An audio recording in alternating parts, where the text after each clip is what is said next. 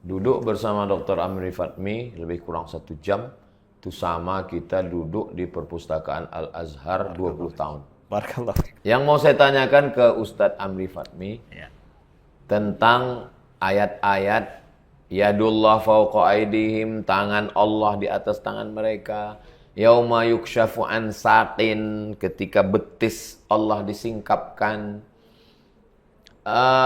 Ar-Rahman alal arsyistawa, Tuhan bersemayam di atas arasy. Atau kalau mau takwilkan, maksud dengan tangan ini adalah kuasa Allah. Sementara di kelompok lain, kalau kamu berani mentakwilkan ayat ini, berarti kamu kafir karena sudah mengotak-atik ayat.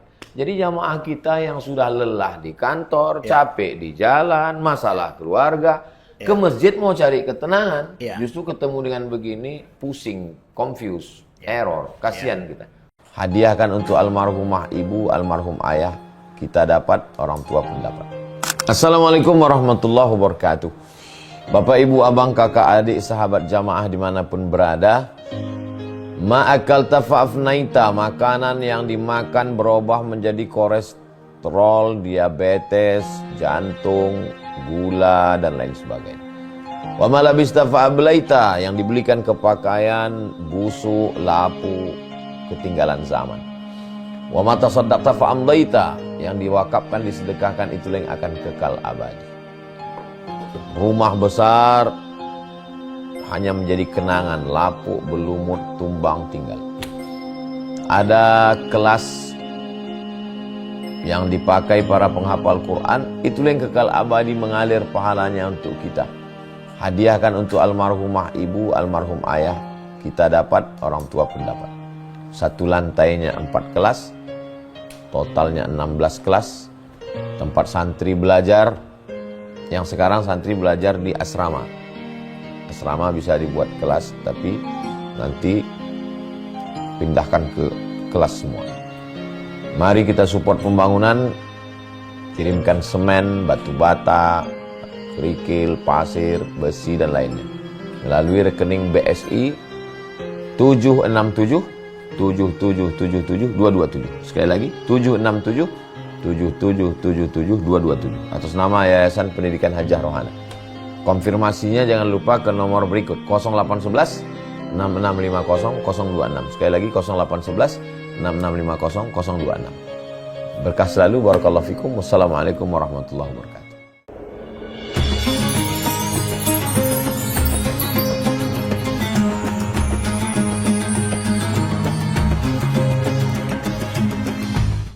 Bismillahirrahmanirrahim. Assalamualaikum warahmatullahi wabarakatuh.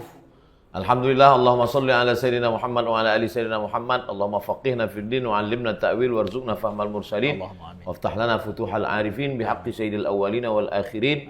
Sayyidil kaunain was thaqalain, Sayyidina wa maulana Muhammadin wa ala alihi wa sahbihi wa man tabi'ahum ila yaumiddin. Amin ya rabbal. Bapak, ibu, abang, kakak, adik, sahabat jamaah dimanapun berada, saya sedang berada di Nangro, Aceh Darussalam.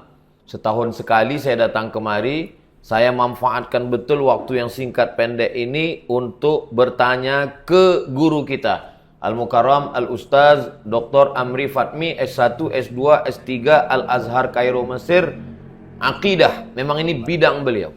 Tahun lalu kami membahas panjang, masih ada rekamannya. Dan tahun ini Alhamdulillah sampai lupa. Assalamualaikum Ustaz. Waalaikumsalam warahmatullahi wabarakatuh. Maulana.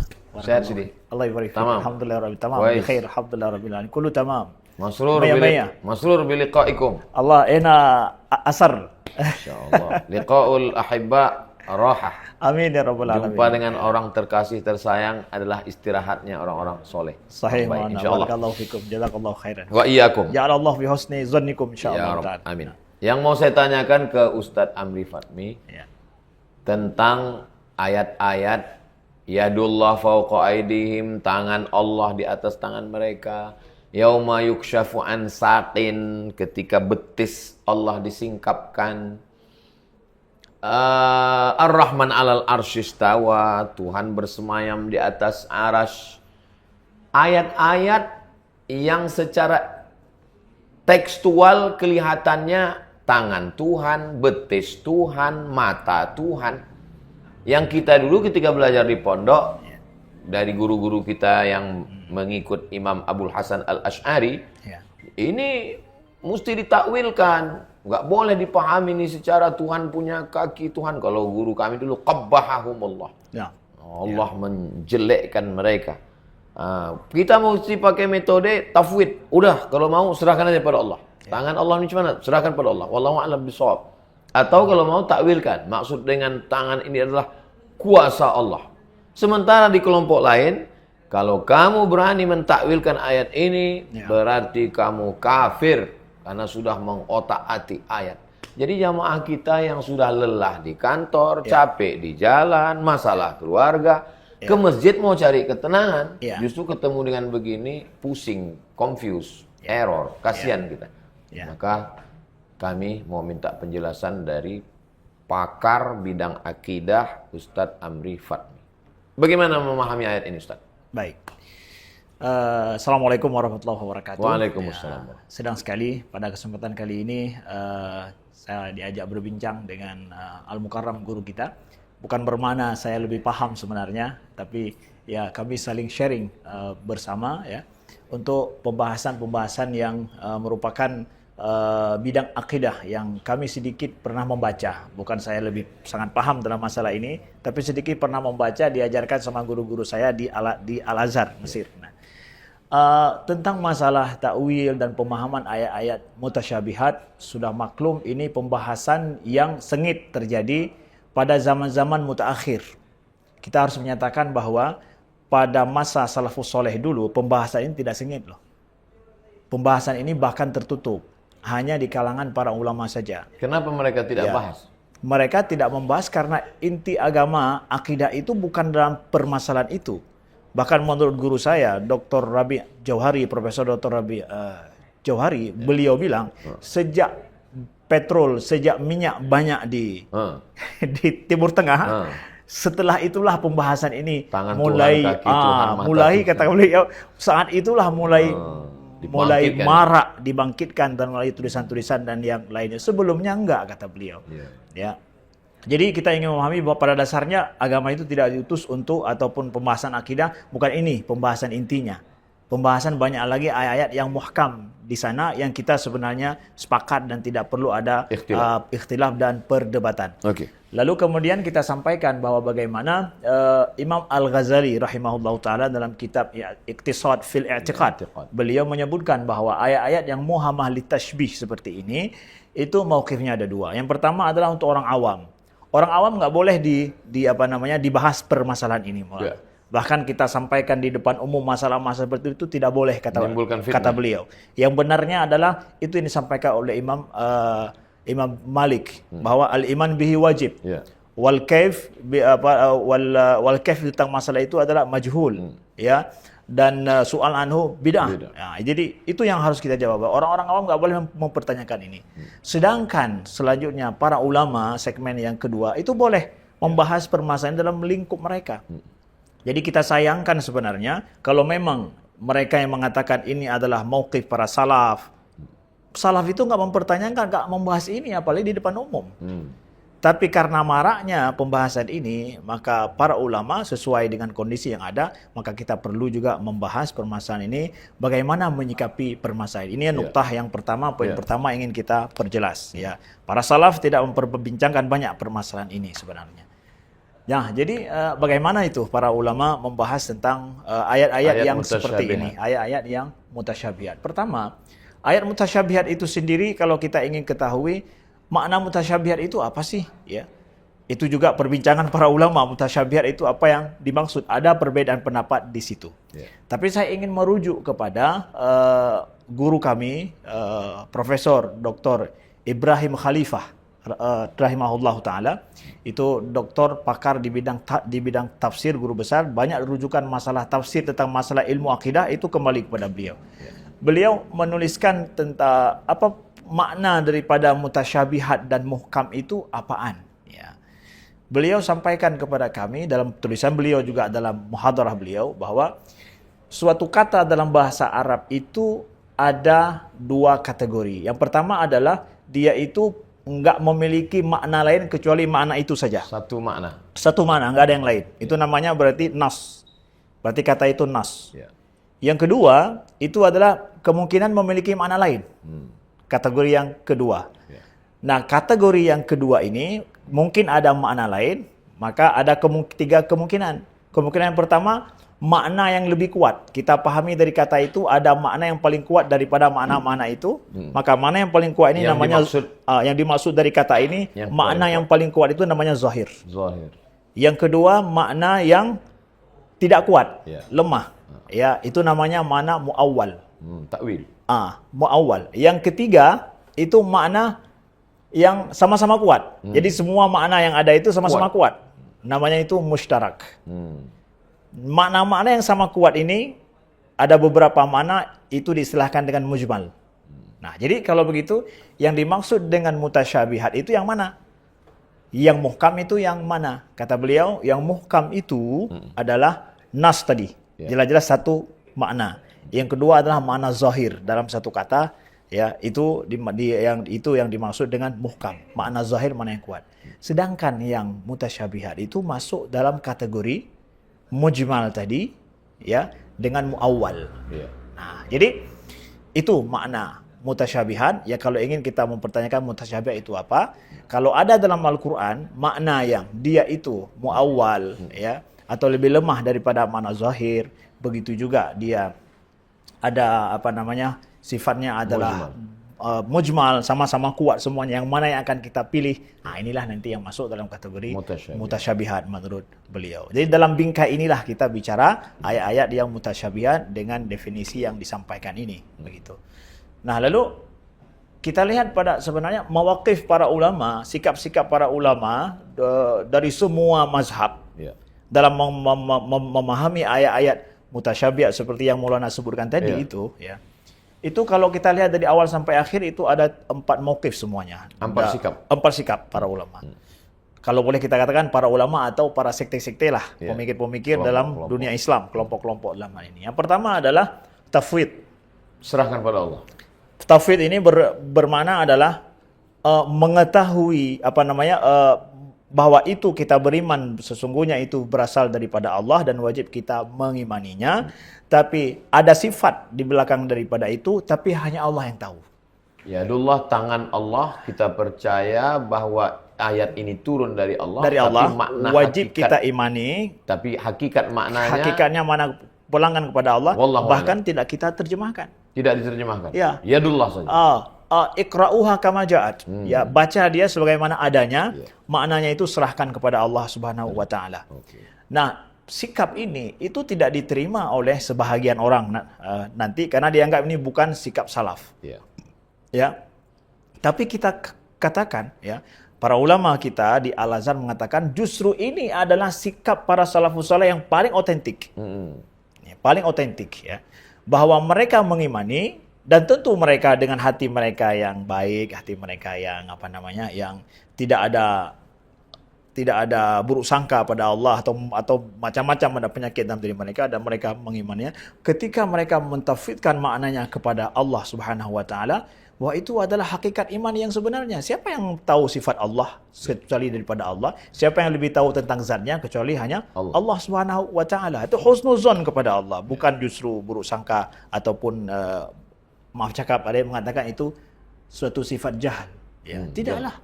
Kalau orang beriman mesti mengetahui dulu baru beriman. Nah, itu tafwid yang pertama. Dan kita dapatkan Imam Syafi'i rahimahullahu taala, beliau mengatakan amantu billah wa bima jaa anillah wa ala muradillah.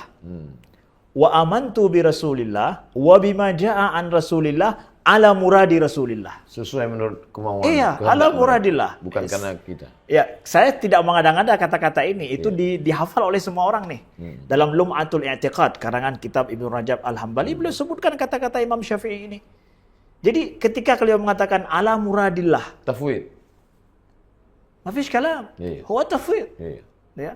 Imam Syafi'i, siapa aja yang mengatakan kita harus beriman sesuai dengan i'tiqad Imam Syafi'i? Inilah yang tingkat Ini tafwid. Ya. Kemudian yang kedua kita katakan adalah mauqif yang selanjutnya, mauqif ta'wil lah kita katakan. Mauqif ta'wil ini adalah sarful lafz an ma'na zahir Yadun makna zahir tangan, biqarinatin, dialihkan ke makna ke makna yang lain karena ada qarinah mani'ah, ada indikasi yang menghalangi kita memakai makna zahir. Karena ketika ada makna zahir, ada makna yang marjuh atau kita katakanlah makna muawwal nantinya yang lebih lemah. Tapi ada qarinah, kita harus mensarf lafz itu kepada makna yang lain, ya. Karena ada tashbih. Kita ambil contoh yadun. Yadun, ya. Makna zahir tangan. daripada itu adalah jarihah, ya. Tangan yang sifatnya adalah jariyah. Anggota tubuh, fisik. Jarihah, fisik. Ya. Nah, itu dipahami oleh semua orang loh. Ya. Yadun itu betul-betul makna zahir. Kalau sudah disebut tangan, yang terbayang adalah terbayang tangan. itu, tidak ada lain. Zahirnya itu. Jadi dialihkan makna itu kepada makna lain dalam makna kata itu juga. Bukan buat sembarangan. Jadi ada kaidah lugawiyah yang dipakai para ulama. Kaidah bahasa yang memperbolehkan itu dan juga masuk dalam kategori makna kata tersebut. Dan mungkin dalam bahasa kita pun, misalnya penguasa ini bertangan besi. Iya. Makna bertangan besi itu bukan tangannya besi, tapi kekuasaannya. Kekuasaannya. Maka makna tangan besi di situ bukan fisik, tapi lebih makna, itu yang disebut makna takwil. Makna kiasan itu yang dipakai. Jadi majas itu ada.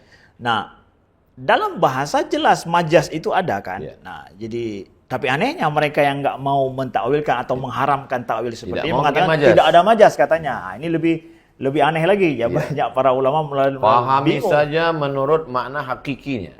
Mana hakikinya? Tangan zahirnya adalah fisik, anggota tubuh, tangan. Betul. Nah, jadi makna takwil ini. Nah, kita perlu pahami makna takwil ini dipakai kedua-dua metode tafwid tadi dengan metode takwil itu dipakai sebagai metode Ahlus Sunnah wal Jamaah dalam berinteraksi dengan ayat-ayat yang seperti ini. Sebagaimana kata Imam Laqani rahimahullah, kullu nassin awhama tashbiha awilhu aw fawwidhu warum tanziha. Setiap nas, kata-kata dalam ayat hadis yang di dalamnya mengandung tashbih, ya, awilhu, takwilkan atau tafwidkan, ya, dan niatkan itu adalah penyucian kepada Allah Subhanahu wa taala. Jadi kedua-dua ini adalah mauqif Ahlus Sunnah wal Jamaah al-Asy'ariyah. Jangan bilang bahwa mauqif Ahlus Sunnah hanya takwil saja. Enggak, di sana ada tafwid lagi. Tafwid dan takwil. Cuma kapan takwil dipakai? Ya. Jadi sesuai dengan guru kami di Al-Azhar menyampaikan bahwa takwil ini dipakai itu ibaratkan obat. Ketika ada penyakit. Ketika ada penyakit. Kalau nggak ada penyakit, tidak diminum obat.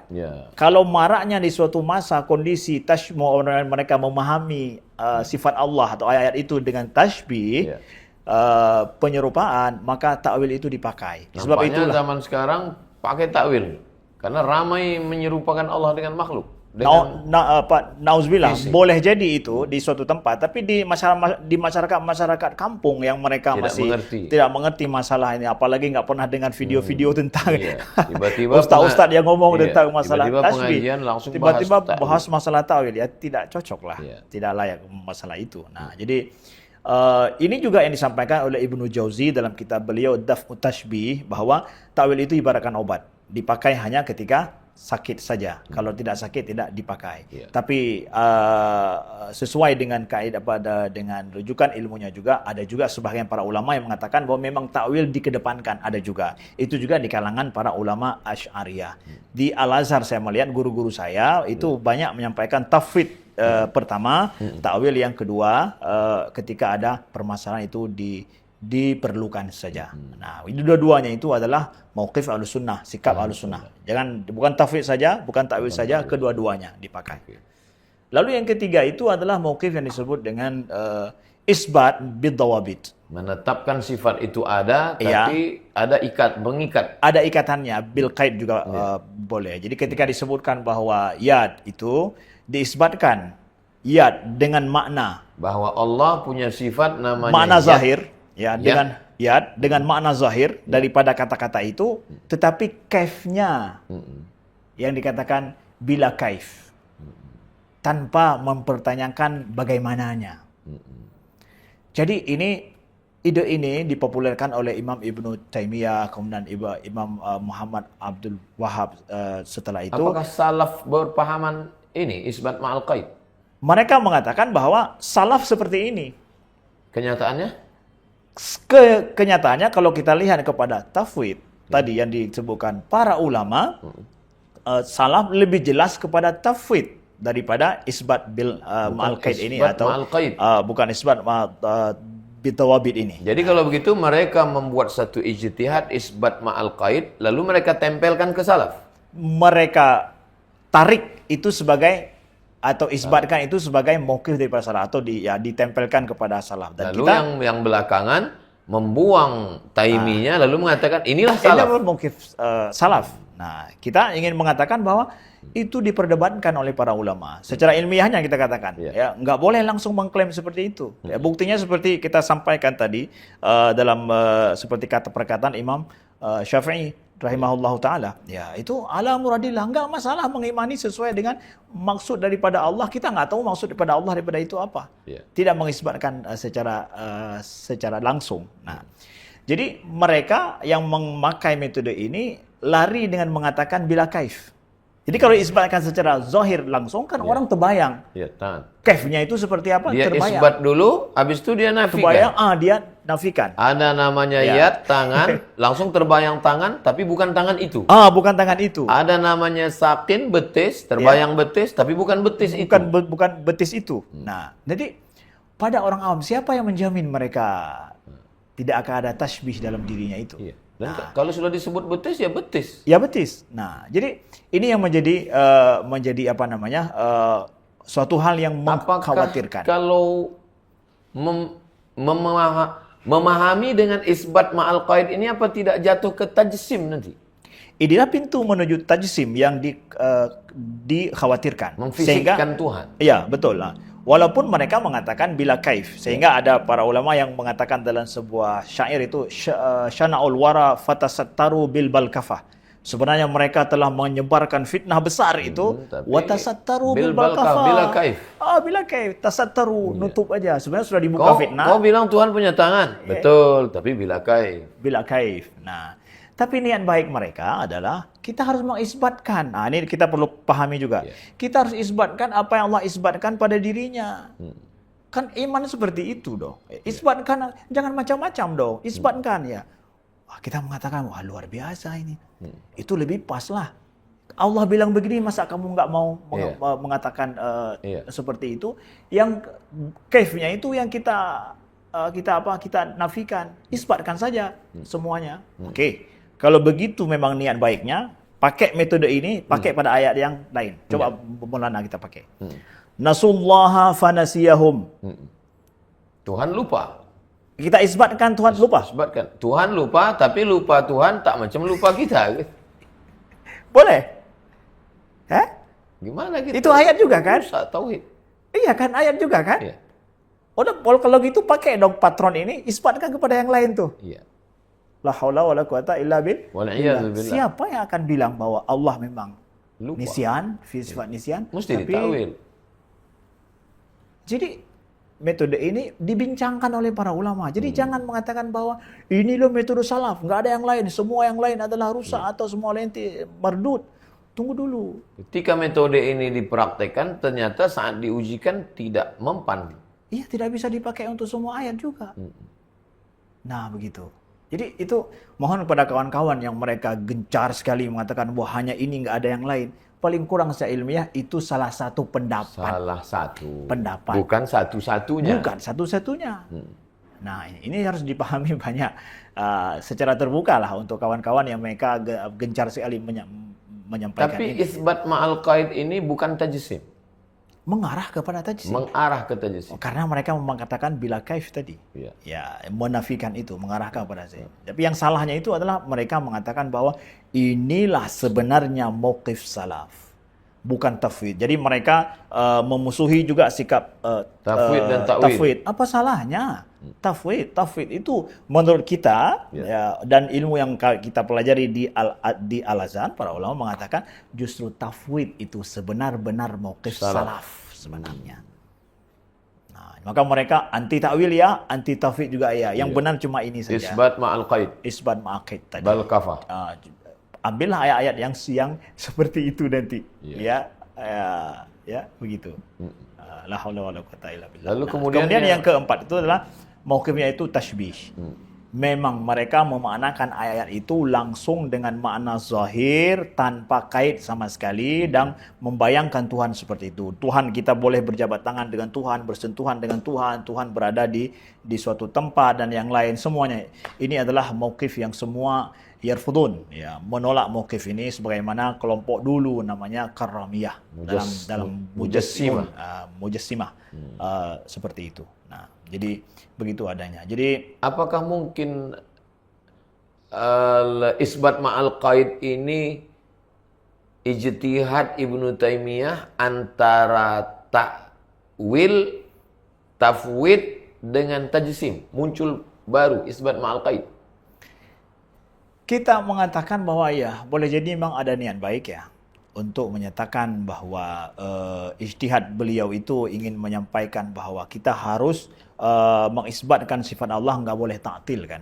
Yeah. Nggak boleh ta'til. Itu kan niat baik loh. Tidak niat ta'til. Tapi yang permasalahannya ijtihad itu kan boleh jadi benar, boleh jadi salah, dan kita tidak boleh menafikan ada ijtihad yang lain dan semua dibuktikan dengan kajian ilmiahnya. Para salafus saleh sebenarnya seperti apa? Jangan menyalahkan orang lain. Yeah. Ya, yang mereka juga punya pendapat yang berbeda dan bahkan sangat kuat pendapat tentang masalah tafwid dan takwil ini yang sesuai dengan konteksnya. Nah, kita mengatakan bahwa ya Ibnu Taimiyah ada pendapat seperti itu dan itu semua dipakai sesuai dengan kaidah keilmuan. Apakah benar? Boleh jadi benar, boleh jadi salah. Ya, jangan menganggap bahwa hanya itu saja pendapat yang benar, dan kita diajarkan bahwa itu membuka pintu kepada tashbih. Kita mengikuti para salaf, yang benar-benar salaf itu adalah tafwid. Ya, didukung dengan banyak sekali dalil-dalil dalam hal ini. Nah, apa bahayanya kalau kajian yang tidak semestinya dulu lazim, sekarang malah orang ngaji di kantor yang mestinya ngaji fikih, malah yang dikaji adalah langsung pertemuan pertama, aina Allah. La haula wala quwata illa billah. Mana Allah? Langsung tunjuk Allah di atas arsy. Ar-Rahman 'alal arsy istawa. Padahal kita diajarkan Allah munazzahun 'anil jihati sid. Allah suci dari tempat. Betul. Walam yakul lahu kufuwan ahad. Subhanahu amma yasifun. Apa bahayanya ini nanti dikhawatirkan? Ini berbahaya. Kita katakan ya, dalam pemahaman akidah. Kenapa? Kita tahu bahwa para ulama ahlus sunnah wal jamaah mengatakan bahwa sudah menjadi konstanta di dalam akidah kita bahwa Allah itu tidak bertempat, tidak ada batas tempat, batas waktu dan yang lainnya, bahkan itu semua adalah makhlukun lillahi ta'ala. Kalau ayat-ayat ini diajarkan dalam dengan background seseorang yang tidak menafikan tempat waktu bagi Tuhan, ya, maka itu akan memunculkan tashbih la mahalah gitu. Ya. Sekarang ya saya mengajarkan ini, apa salahnya? Background Anda meyakini enggak kalau Tuhan itu punya tempat? Oh ya, punya tempat. Maka akan memunculkan tashbih, mengajarkan tashbih pada Allah Subhanahu wa taala pada kalangan orang awam. Satu. Yang kedua, bahayanya adalah orang menganggap bahwa masalah akidah yang paling asasi ini masalah ini loh. Padahal ini bukan asas. Padahal ini bukan asasi. Dan ayat ini hanya beberapa saja loh. Tidak banyak ayat-ayat yang seperti ini. Yang muhkam lebih banyak. Tapi yang kita ajarkan kepada para orang-orang awam yang lebih mereka butuhkan. Maka kenapa umat ini disibukkan justru dengan yang mutasyabihat? Disibukkan dengan yang mutasyabihat. Yang secuil ini. Jadi metodenya ini salah. Metodenya ini tidak tepat dalam mengajarkan akidah kepada umat. Yang ketiga, dengan adanya mengajarkan yang seperti ini, itu menghakimi kelompok lain, ya, seakan-akan menganggap yang bukan seperti ini bukan orang Muslim, bukan orang mukmin, jadinya pengkafiran. Kalau kamu tidak memahami ayat mutasyabihat ini seperti pemahaman kami, isbat, maka kamu adalah ta'til. Berarti kamu sudah menghilangkan ayat ini. Menghilangkan ayat. Kalau kamu tidak mengatakan Tuhan itu di atas arsy, Berarti kamu sudah meniadakan Tuhan. Karena yang tidak bertempat itu berarti dia tidak ada. Kan itu yang terjadi sekarang. Nauzubillah. Ya. Kamu mengatakan Tuhan itu tidak bertempat, ya. Yang tidak bertempat itu tidak ada. Berarti kamu kan ujungnya takfiri. Ini yang sangat kita khawatirkan. Ya, justru akidah Islam itu bukan menjadikan orang lebih tenang hidup damai dengan saudaranya, tetapi terjadi permusuhan menghakimi orang lain dengan cara yang seperti itu. Ini yang sangat kita khawatirkan. Ada sebagian orang memahami bahwa perbedaan kita dengan mereka ini kan masalah kunut subuh, masalah usolli. Ini kan saudara kita. Cuman beda-beda tipis aja nih Ustadz. Sebetulnya apakah setipis itu perbedaannya? Kalau kita nilai lebih lanjut, apalagi dalam permasalahan akidah dan metode mengajarkan akidah, menjadikan permasalahannya nggak tipis dong, tebal jadinya. Apalagi di masyarakat saling mengklaim, mengkafirkan. Metode seperti ini mengkafirkan, tidak menyatukan umat. Dengan akidah bukan mereka bersatu, tapi mereka justru berpecah belah. Bahaya itu. Masalah akidah jadi kita berpecah belah. Jadi saling mengkafirkan, bahkan setelah itu mengkelompokkan. Kalau bukan ini, bukan kelompok kita, seakan mereka orang kafir.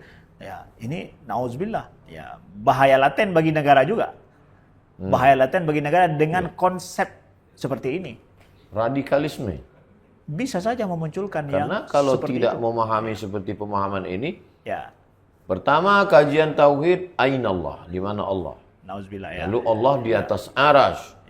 Istaqarra wa jalasa. Istawa bersemayam, istaqarra menetap, jalasa duduk di atas. Tuhan duduk di atas aras. Saking aras itu menahankan beratnya, Tuhan itu berat sekali. Terdengar berbunyi ka'atitir rahli. Itu disampaikan di YouTube. La haula wala quwata illa billah. Sehingga nanti ketika Ustadz kami salaf, karena dia mengaji Tuhan di atas. Ustadz kamu tidak salaf, ngajilah ke Ustadz kami. Jadi apa obatnya Ustadz? Nah, mereka banyak dalam hal ini menyampaikan bahwa itu kan merupakan tafsir salaf juga dalam masalah seperti yang Maulana sampaikan tadi. Kan Imam Bukhari mengatakan ala arsy. Kan istawa itu ala arsy. Imam Bukhari juga menyampaikan seperti ini ala arsy. Kita tanya, Imam Bukhari ketika menafsirkan seperti itu, ada nggak khalfiyah beliau itu meyakini Allah itu ada tempat? Ada nggak meyakini bahwa Allah itu perlu kepada batasan waktu dan yang lainnya? Mereka menafsirkan itu dalam konteks mereka tidak memahami itu kepada tempat loh. Itu yang tapi kedudukan. Pertama. Boleh jadi bermakna kedudukan. Yang kedudukan itu adalah sifatnya bukan hissi, tapi makna sifatnya bukan adalah fisik. Maknawi. Ala tinggi kita juga nggak mengatakan semua tinggi. Ketika saya mengatakan Ustadz Amri Fatmi itu lebih tinggi dari saya. Boleh jadi tinggi jismon. Yang saya maksud lebih tinggi bukan fisik dia 170 180, tapi saya mengatakan dia Dr. Al-Azhar, maka saya bilang lebih tinggi. Nah, penafsiran ucapan saya apakah lebih tinggi fisik atau lebih tinggi kedudukan itu mesti dilihat indikasi. Kan? Indikasi di belakangnya. Apakah saya bicara tentang fisik atau non fisik? Iya. Kalau saya bicara bahwa percaya ada fisik Ustaz Amri, boleh jadi ya. Berarti maksud itu ada fisik. Tapi kalau saya tidak percaya masalah fisik, kita bicara tentang Tuhan, nggak ada jismon yang kita percayai, nggak ada masalah. Tinggi yang dimaksud bukan tinggi jism. Tapi karena apa? Saya menafikan jism. Nah, ulama-ulama salaf dulu di dalam mereka menafsirkan yang dipakai sekarang ayat-ayat dia penafsiran ulama salaf itu yang ditarik untuk menyatakan makaniyah dan jismiyah bagi Allah, mereka nggak percaya, nggak meyakini makaniyah dan jismiyah itu. Tapi mereka yang datang kemudian meyakini jismiyah dan makan bagi Allah, mengambil kata-kata itu dengan konteks ini bahayanya. Nah, yang perlu kita ketahui. Yang kemudian dikhawatirkan satu yang saya simpulkan dari Ustaz Amri Fatmi. Nyerempet ke tajsim, masuk ujung-ujungnya menjisimkan, menfisikkan, membodikan, menubuhkan Tuhan. Tuhan bertangan, Tuhan berkaki, Tuhan duduk di atas aras, Tuhan berat, sampai kursi berbunyi krik karena saking beratnya. Nauzubillah. Kemudian setelah masuk ke dalam kekhawatiran ini, lalu mengatakan inilah salaf. La haula wala quwwata. Selain daripada Ada ini, iftira. selain daripada ini berarti kamu sudah taktil, kamu meniadakan sifat Tuhan, kamu meniadakan Tuhan. La Karena haula wala sifat-sifat ada, kamu nafikan dari Tuhan. Nah, Ini kan ujungnya takfiri. Nah, bagaimana menyelamatkan umat ini? ya. Dari mana kita mulai? Ya. Bagaimana menyelamatkan umat ini? Kembali kepada ayat Al-Quran itu adalah muhkam dan mutasyabih. Ada muhkam yang muhkam itu umul kitab. Ya. Umul kitab, bahkan muhkam itu lebih banyak. Maka kita mengajak siapapun elemen, siapapun kelompok, metode yang harus kita pakai adalah bahas sebanyak-banyaknya masalah umat ini, akidah umat ini kita jaga dengan al-muhkamat dalam Al-Quran. Ya, yang tidak ada perselisihan pendapat di situ, yang justru mereka itu sangat membutuhkan. Yang tidak multi interpretasi. Tidak ada multi interpretasi. Kalau Anda tidak mau percaya pada tidak ada apa, enggak ada, itu pasti maksudnya seperti ini. Saudara, kawan saudara, kelompok lain mengatakan itu multi. Kalau multi ataupun ada makna lain, ada perselisihan tentang itu, jauhi hal-hal yang seperti itu, ajarkan yang justru menjaga keadaman, menjaga akidah lebih baik dari umat yang kita semua adalah sepakat dalam hal yang seperti itu. Justru itu lebih menjaga ukhuwah sesama kita, bukan yang sebaliknya. Saya pikir bahwa salafus saleh juga tidak akan ridho loh. Cara kita pakai mendakwahkan seperti ini memunculkan permasalahan perpecahan yang apalagi bukan masalah fikih, tapi apalagi akidah. bukan masalah fikih, tapi masalah akidah. Saya selalu menyampaikan seminim-minimnya masjid, surau, langgar, musola sepekan itu punya 3 kajian. Ya. Kajian pertama akidah, Ya. kajian kedua fikih, Ya. kajian ketiga akhlak, tasawuf. Ya. Nah, untuk akidah kalau fikih banyak. Ya. Untuk akidah ini saran Ustadz apa referensi Ustadz kita ngajar di masjid? Ya. Apa kitab? Kalau kita mau merujuk kepada kitab-kitab ulama mutaakhirin, ya kita sudah pahamlah ada kitab Imam Sanusi yang sudah berjenjang dan bertingkat seperti itu. Begitu juga Syarah Jauharatut Tauhid ya, yang banyak syarah-syarah kitab itu. Kemudian juga Aqidatul Awam yang bisa diajarkan. Itu adalah metode dulu ya, artinya bahwa pembahasannya itu adalah pembahasan seperti yang disebut oleh ulama-ulama mutakhirin, pembahasan di dalamnya. Ada juga yang model sekarang, artinya bahwa nampaknya yang seperti ini juga menyesuaikan dengan pemahaman orang-orang saat ini yang kebutuhan mereka tentang akidah. Saya menyampaikan ada metode ada kitab yang ditulis oleh guru kita dari Al-Azhar, dan itu sangat bagus menjadi referensi bagi siapapun yang ingin mengajarkan akidah untuk anak SMP, SMA juga. Tapi ini dari ulama Al-Azhar terkenal dalam masalah akidah. Beliau Profesor Dr. Rabi' Johari. Beliau ada mengarang kitab namanya Aqidatuna 2 jilid. Aqidatuna. Jadi beliau membahas tentang rukun iman. Akidah yang kita bahas tentang rukun iman ya, dari A sampai Z, apa yang wajib diketahui oleh seorang mukmin dengan memakai ayat-ayat dan hadis, memakai juga dengan dalil-dalil secara nakli. Simple. Jadi tapi bagus untuk zaman sekarang. Sangat bagus untuk zaman sekarang yang perdebatan tidak panjang di situ, tidak banyak perdebatan, tapi setelah kita belajar banyak justru menenteramkan iman kita sesuai dengan metode sekarang. Itu boleh dijadi rujukan ya, di samping rujukan para ulama-ulama kita yang telah disebutkan ataupun yang sudah ada zaman dulu. Saya sampaikan ini karena saya sudah membaca, sudah ada mengajarkannya juga, dan guru saya itu juga menyarankan kalau bisa ini disampaikan kepada yang lain supaya manhaj ini juga mungkin ada kecocokannya dengan masa kita saat ini. Ya, begitu. Dulu di pondok-pondok kita Aqidatul Awam, Jala'ul Afham Syarah Aqidatul Awam, betul. Al-Husunul Hamidiyah dulu kami di Sanawiyah. Ya, betul. Kemudian di Aliyahnya Ad-Dasuqi ala Ummil Barahin. Betul, Murad. Kenapa ulama memilih kitab Dasuqi ini? Karena ulama mutakhirin mereka kan sudah mulimun, jadi sudah mengetahui berbagai macam cabang daripada pengetahuan dalam ilmu fikih, ilmu akidah yang ditulis oleh para ulama. Jadi mereka kemudian memilih pembahasan-pembahasan yang sudah ada dalam yang ditulis oleh para ulama pendahulu dan disesuaikan dengan masa mereka saat itu. Makanya kita lihat misalkan Imam Sanusi ketika beliau mengarang kitab bukan yang kecil dulu dikarang, justru yang besar. kemudian ada wusta, sughra kan, diperkecil karena disederhanakan, disesuaikan dengan kebutuhan. Nah, kita juga mengatakan setiap masa, setiap zaman juga Ada kondisi yang itu harus disesuaikan. Ya. Maka untuk zaman ini silakan Ustaz memilih di satu tempat. menyarankan Ya. aqidatuna. Termasuk aqidatuna salah satunya. Kemudian aja juga kitab kitab Aqidah Al-Islamiyah yang dituliskan oleh Syekh Abdurrahman Al-Habannaki juga bisa dijadikan sebagai rujukan referensi yang saya mengatakan bahwa kalau bisa memang kita mengajarkan akidah itu adalah kita mengajarkan rukun iman itu. Yeah. Kita jadikan rukun iman itu betul-betul rasih dalam dalam hati orang awam dan menjadikan mereka itu setelah belajar akidah semakin tenang, semakin mengikat dengan Allah dan semakin mereka ingin berbuat amal soleh. Itu maksud kata kita kuncinya. mengamalkan. Yeah. Bagaimana dengan berakidah orang menjadi kuat keyakinan, pukulan kehidupan ini diterpa badai, gelombang, angin puting beliung dia tetap tegar. Ya. Tapi kalau kita lihat sekarang, orang ngaku ini kajian akidah, tapi untuk mengeliminasi lawan. Itu yang bahaya. Kajian kita malam ini adalah akidah.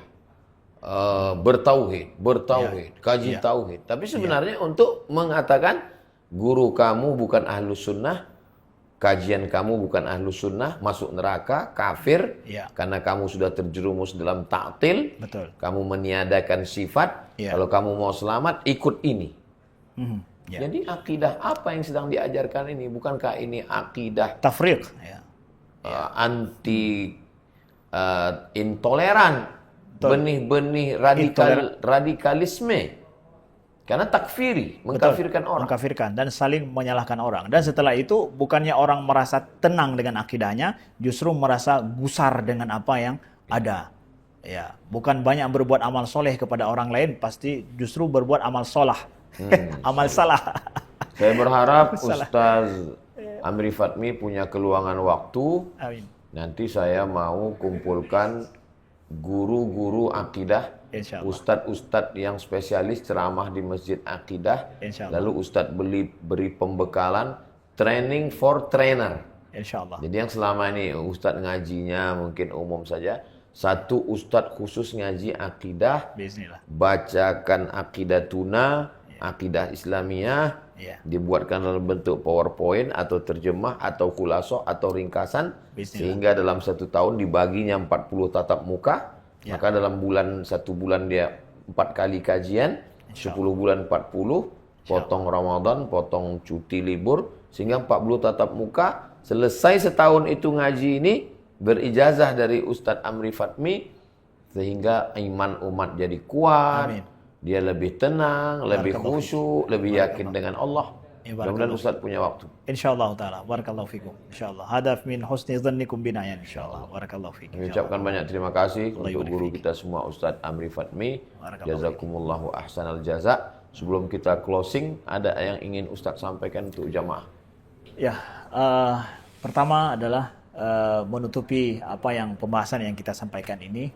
Nah, saya dapatkan sebuah khulasah penting dalam pembahasan yang kita bahas ini dari guru saya langsung, Profesor Dr. Abdul Fadil Qusi.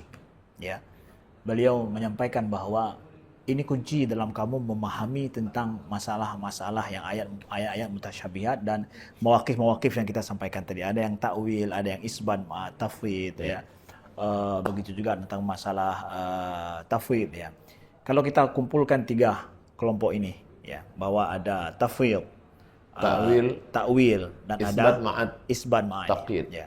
Sebenarnya ketiga-tiga kelompok ini, ketiga-tiga mauqif ini, itu sama-sama kita sampaikan bahwa mereka ingin mentanzihkan Allah. Semuanya niat tanzih. Pasti itu, tanzih pada Allah. Dan mereka menafikan pemahaman manusia, ya, yang pendek ini, yang terbatas ini tentang Allah. Pasti itu mereka menafikan. Kemudian kita sampaikan ketiga mauqif ini itu sebenarnya mengisbatkan sifat pada Allah Subhanahu wa taala. Bahwa tafwid mengisbatkan sifat pada Allah. Tapi sifat itu hanya Allah yang tahu. Ada sifatnya. Ada sifatnya di belakang daripada dengan adanya kata-kata itu, yadunkah, ainunkah, wajhunkah, itu ada sifat Allah, tetapi hanya Allah yang tahu.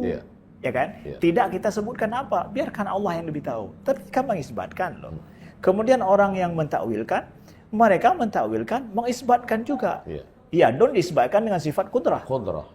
Kan tidak mentatil kan? Tidak mendelet. Tidak mendelet. Tapi mereka memakai mauqif mizannya apa? Ketika kita dapatkan ayat ini, kata-kata ini, mizannya untuk menentukan makna itu apa? Mereka menentukan makna sifat. Mizannya akal. Oke, mizannya akal. Jadi mengisbatkan juga, tapi dengan mizan akal. Sedangkan yang mengisbat tawabi seperti Imam Ibn Taimiyah dan yang lain, mengisbatkan sifat pada Tuhan, tapi mizannya apa dari kata-kata itu? Pakai akal atau mizan lugawi? Ya kan? Mizan lugawi. Dengan mengatakan ini zahir, zahir apa? Zahir akli atau lugawi? Ya. Kalau zahir lugawi, nah inilah yang dikhawatirkan. Jadi sebenarnya sama-sama semua mengisbatkan. Itu mentanzihkan dan mengisbatkan sifat juga sebenarnya. Ya. Kemudian yang kedua, ayat-ayat yang disampaikan oleh Ustadz kita dari awal tadi, ayat-ayat yang mutasyabihat seperti itu, kalau kita golongkan dia sebagai mutasyabihat, konteks ayat itu tidak datang mengisbatkan kata-kata itu. Tapi justru konteks ayat itu adalah mengisbatkan hal yang lain. Fa innaka bi'ayunina. Apakah ayat ini datang untuk mengisbatkan ain? Atau justru mengatakan bahwa untuk memotivasi nabi-nabinya supaya mereka bertahan dan bersabar, bahwa Allah selalu menjaga, Allah selalu melihat. Cobalah baca konteks ayat itu. Yang mau diisbatkan itu kekuatan mereka menghadapi ujian. Itu maksud ayat itu. Bukan isbatkan itu.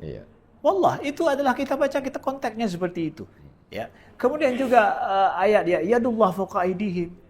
Apakah ayat itu wallahi datang untuk mengisbatkan yadun, atau justru konteks ayat itu adalah untuk menyatakan bahwa Allah selalu menolongmu, Allah Maha Kuasa, ya, untuk menghibur nabi-nabinya, kan begitu.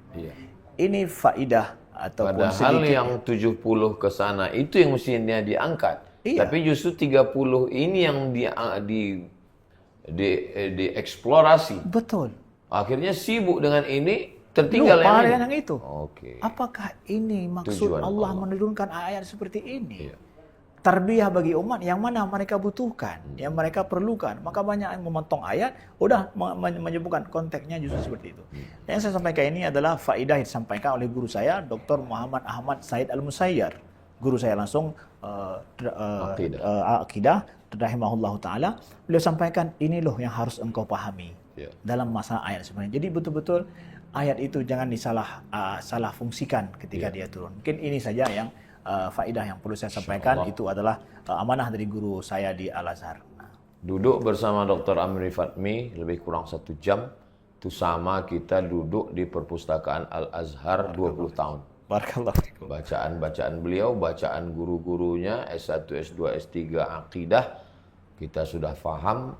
Ini anggaplah sebagai muqaddimah. Panjang umur, sehat badan, kita dapat ilmu Ustadz Amri Fatmi, para asatiz, para guru, para ustadz, akidah Ahlussunnah wal Jamaah, Imam Abdul Hasan Al-Asy'ari, lebih serius lagi, buka kajian-kajian akidah di masjid kita, menyelamatkan umat dari tajsim, dari intoleran, dari bibit radikalisme, dari takfiri, mengkafirkan orang, menyalahkan orang, menfasikkan orang.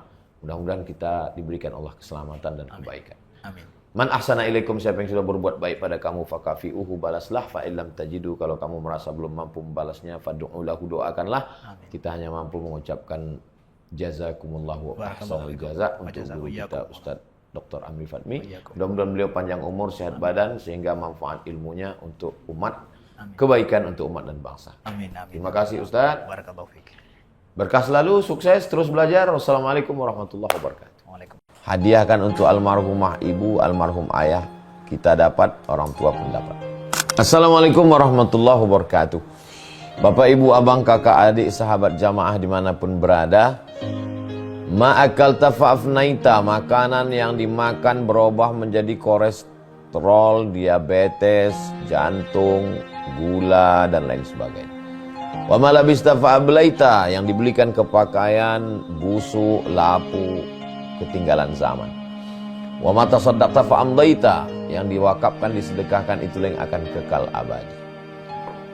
Rumah besar hanya menjadi kenangan, lapuk, berlumut, tumbang, tinggal. Ada kelas yang dipakai para penghafal Quran, itulah yang kekal abadi, mengalir pahalanya untuk kita. Hadiahkan untuk almarhumah ibu, almarhum ayah, kita dapat, orang tua pun dapat. Satu lantainya 4 kelas, totalnya 16 kelas, tempat santri belajar. Yang sekarang santri belajar di asrama. Asrama bisa dibuat kelas, tapi nanti pindahkan ke kelas semua. Mari kita support pembangunan, kirimkan semen, batu bata, kerikil, pasir, besi, dan lainnya melalui rekening BSI 767 7777 227. Sekali lagi 767 7777 227 atas nama Yayasan Pendidikan Hajah Rohana. Konfirmasinya jangan lupa ke nomor berikut 0811 6650 026. Sekali lagi 0811 6650 026. Berkah selalu, barakallahu fikum. Wassalamualaikum warahmatullahi wabarakatuh.